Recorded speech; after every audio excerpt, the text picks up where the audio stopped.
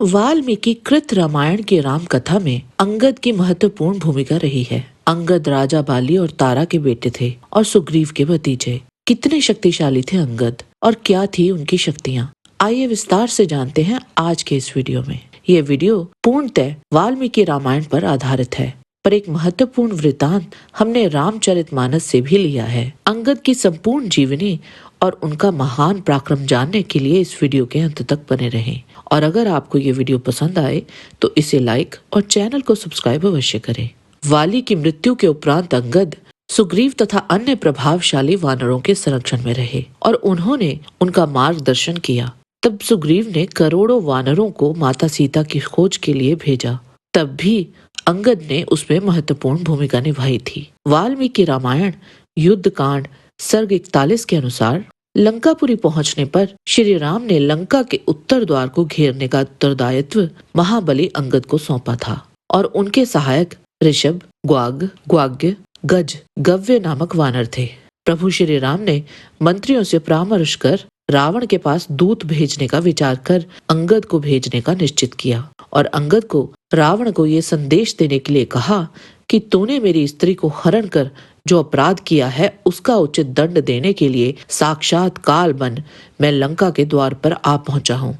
तब अंगद अग्नि की तरह आकाश मार्ग से उड़कर रावण के भवन में जा पहुंचे और रावण के निकट जाकर खड़े हुए।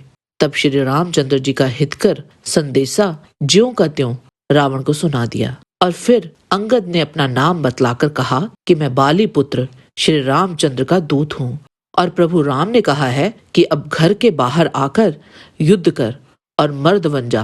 मैं तुझे मंत्रियों, पुत्रों और भाई बंदों के सहित मारने आया हूँ। तेरे मारे जाने पर लंका का ऐश्वर्य विभीषण को मिलेगा। ये बातें तभी होंगी जब तू सम्मान पूर्वक सीता मुझे दे देगा। अंगद के कठोर वचन सुन राक्षस राज अत्यंत क्रुद्ध हुआ और अपने मंत्रियों से बोला, इस दुर्बुद्धि वानर को पकड़कर मार डालो। और तभी 4 भयंकर राक्षसों ने अंगद को पकड़ लिया। अंगद ने उन्हें पकड़ लेने दिया। उन 4 राक्षसों ने अंगद को पकड़ा ही था कि अंगद ने उन चारों को पक्षी की तरह अपनी दोनों भुजाओं से लटका लिया और छलांग मारकर ऊंची अटारी पर चढ़ गए। उस छलांग के झटके से ही वह राक्षस भूमि पर गिर पड़े और उन राक्षसों की छाती फट गई। रावण की वह ऊंची भवन की अटारी को रावण की आंखों के सामने ही एक ऐसी लात मारी जिससे वह फट गई। उस राजभवन की अटारी को विध्वंस कर और लंका में सबको अपना नाम सुना आकाश मार्ग से ही श्री रामचंद्र जी के पास वापस पहुंच गए। अंगद ने रावण के महापराक्रमी पुत्र मेघनाद को उनकी पहली भिड़ंत में पराजित कर दिया था। वाल्मीकि रामायण युद्ध कांड सर्ग 44 के अनुसार युद्ध क्षेत्र में अंगद जब अपने शत्रुओं को मार रहे थे उस समय ही उन्होंने मेघनाद पर वार करते हुए उसके रथ के सारथी और घोड़ों को बड़ी फुर्ती के साथ मार डाला। तब उस भयंकर युद्ध में अंगद द्वारा अपने सारथी और घोड़ों के मारे जाने पर इंद्रजीत रथ को त्याग कर वहीं अंतर्ध्यान हो गया। अंगद की इस वीरता को देख समस्त देवता, ऋषिगण तथा दोनों राजकुमार श्री रामचंद्र और लक्ष्मण भी संतुष्ट हुए, क्योंकि युद्ध में इंद्रजीत कैसा बलवान था ये बात सब लोग जानते थे। उस युद्ध में अंगद द्वारा पराजित होने से इंद्रजीत अत्यंत क्रुद्ध हुआ था। इसके उपरांत युद्ध कांड सर्ग 53 के अनुसार वज्रदंष्ट्रा नामक एक क्रूर राक्षस जो रावण का अनुयायी था, वह अपनी विशाल सेना को लेकर वहां युद्ध भूमि में आ पहुंचा और वहां उसका सामना अंगद से हुआ। पहले तो अंगद ने उसकी राक्षसी सेना का संहार किया। अपनी सेना का मारा जाना और अंगद की जीत को देख महाबली राक्षस वज्रदंष्ट्रा कुपित हुआ और स्वयं अंगद से युद्ध करने आया। उसने अपने बाणों से पहले अंगद को घायल किया। इसके उत्तर में अंगद ने बड़ी सी शिला उठाकर उस राक्षस की ओर चला दी, पर वह तुरंत रथ से कूद गया और उस शिला के नीचे दबकर उसका रथ नष्ट हो गया और उसके घोड़े मारे गए। गुस्साया हुआ वह राक्षस फिर से अंगद की ओर दौड़ा। तब अंगद ने एक और विशाल शिला उसकी ओर फेंकी, जिसके नीचे वह दब गया और मूर्छित हो गया। जब वह सचेत हुआ तब अंगद उसके सामने ही खड़े थे और उनके बीच पुनः युद्ध शुरू हो गया। अंत में अंगद ने उसी की तलवार से वज्रदंष्ट्रा का सिर धड़ से अलग कर दिया। आगे चलकर उन्होंने सुग्रीव के कहने पर रावण पुत्र नरांतक पर भी प्रहार कर दिया था। युद्धकांड सर्ग 69 के अनुसार अंगद नरांतक के सामने जाकर उससे बोले, इन तुच्छ वानरों के साथ युद्ध करने से तुझे क्या लाभ? वज्र प्रहार के समान प्रहार करने वाले अपने भाले की चोट मेरी छाती पर कर।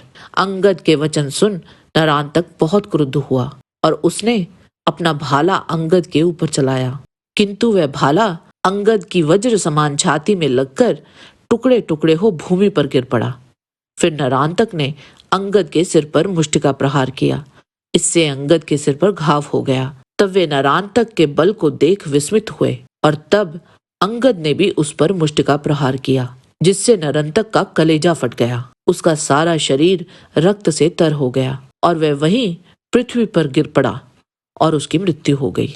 एक और शक्तिशाली राक्षस जिसका नाम महापार्श्व था, उसका वध भी अंगद ने नरांतक की तरह ही किया था। अंगद ने एक जोरदार मुष्टिका प्रहार उसकी छाती पर किया, जिससे उसका कलेजा फट गया और वहीं उसकी मृत्यु हो गई थी। इसका वर्णन वाल्मीकि रामायण के युद्ध कांड सर्ग 98 में किया गया है। इनके अतिरिक्त अंगद का लंका के दरबार में पैर का जमाना जिस कार्य के लिए सुप्रसिद्ध है, उस वृतांत का उल्लेख वाल्मीकि रामायण में नहीं किया गया है। इसका उल्लेख रामचरितमानस के लंका कांड में आता है। जब दरबार में रावण और अंगद का संवाद अति कटु हो गया था, तब अंगद क्रोधित हो उठे और उन्होंने रावण की सभा में प्रण करके दृढ़ता से पैर रोप दिया और कहा, अरे मूर्ख, यदि तू मेरा चरण हटा सके तो श्री राम जी लौट जाएंगे। मैं सीता जी को हार गया। रावण ने कहा, हे सब वीरों, सुनो, पैर पकड़कर बंदर को पृथ्वी पर पछाड़ दो। तब इंद्रजीत आदि अनेकों बलवान योद्धा पूरे बल से बहुत से उपाय करके अंगद के पैर पर झपटे, पर पैर टलता नहीं था। तब सिर नीचा करके वे अपने अपने स्थानों पर जा बैठे। अंगद के धरती पर जमाए हुए पैर को उठाते रावण के सेनापतियों और मेघनाद की भी हवा निकल गई थी। आखिर एक वानर में इतनी शक्ति कैसे आई? तो इसका उत्तर बड़ा साधारण है। जब अंगद राम जी का दूत बनकर आए तो रावण ने श्री राम के संदेश को नजरअंदाज कर दिया। ये देखकर अंगद को क्रोध आ गया और उन्होंने अपना पैर जमीन पर जमा दिया। उन्होंने रावण के सभी सेनापतियों को चुनौती देते हुए कहा कि यदि कोई मेरा ये पैर हटाने में सफल हो गया तो श्री राम अपनी हार स्वीकार कर लेंगे और वापस अयोध्या लौट जाएंगे। अंगद को श्री राम पर पूर्ण विश्वास था। उन्हें स्मरण था कि ना तो प्रभु श्री राम वापस लौटेंगे और ना ही उनके पैर को हिलने देंगे। वे जानते थे कि उनकी पराजय स्वयं श्री राम की पराजय होगी। श्री राम जी के प्रति उनकी आस्था से ही प्रोत्साहित होकर अंगद ने वहां अपना पैर जमाया था और राम जी के आशीर्वाद से ही उनका पैर कोई हिला नहीं पाया। ये देखकर रावण का मद चूर हो गया। तब अंगद के ललकारने से रावण स्वयं उठा। जब वह अंगद का चरण पकड़ने लगा तब बाली कुमार अंगद ने कहा, मेरा चरण पकड़ने से तेरा बचाव नहीं होगा। अरे मूर्ख, तू जाकर श्री राम जी के चरण क्यों नहीं पकड़ता? ये सुनकर वह मन में बहुत ही सकुचाकर लौट गया। उसकी सारी श्री जाती रही। तब वह तेजहीन हो गया। सिर नीचा करके वह सिंहासन पर जा बैठा, मानो सारी संपत्ति गवाकर बैठा हो। इस वृतांत से ही ज्ञात हो जाता है कि अंगद एक शक्तिशाली योद्धा थे। श्री राम ने वनवास समाप्ति के पश्चात अयोध्या लौटकर अश्वमेध यज्ञ का आयोजन किया। इस यज्ञ का अश्व राजा सुरथ द्वारा पकड़ा गया और रोक लिया गया। तो ये समाचार सुनकर शत्रुघ्न ने अंगद को राजा सुरथ के पास भेजा। अंगद के महान पराक्रम को देखकर राजा सुरथ ने अंगद से कहा कि उन्होंने अश्व को केवल इसलिए रोका है क्योंकि वे स्वयं श्री राम से मिलने की इच्छा रखते हैं। तब अंगद ने शत्रुघ्न को लौटाकर राजा सुरथ का संदेश सुनाया। इस प्रकार राजा सुरथ को श्री राम का दर्शन प्राप्त करने का सौभाग्य प्राप्त हुआ। जय श्री राम। आज के वीडियो में बस इतना ही। आशा करते हैं कि आपको हमारा ये वीडियो पसंद आया होगा। कृपया इसे लाइक और शेयर अवश्य करें।